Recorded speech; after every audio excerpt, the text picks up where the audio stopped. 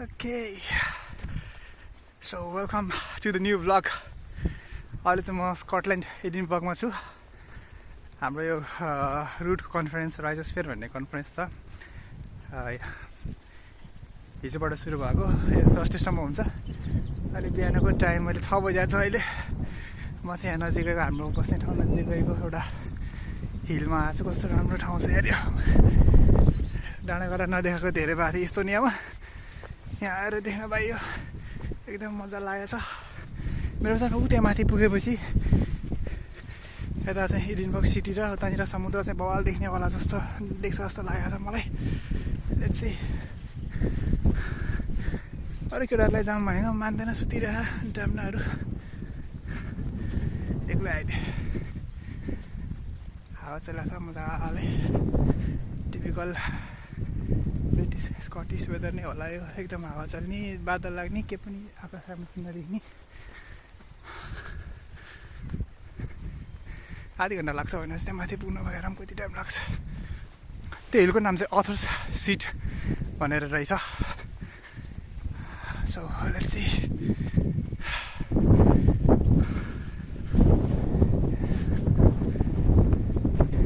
हाम्रो चाहिँ university of एडिनबर्गको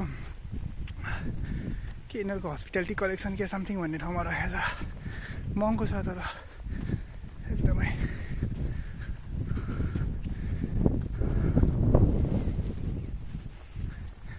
इस्तोनियामा सबै सम्म ठाउँहरू राखेको ठाउँमा यता आएपछि त कस्तो मलाई दामी लाग्यो अरे एडिनबर्ग स्कटल्यान्ड.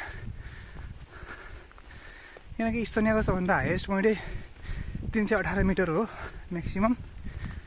अनि यहाँ चाहिँ यस्तो डाँडाकाँडा देख्दाखेरि रमाइलो लाग्छ.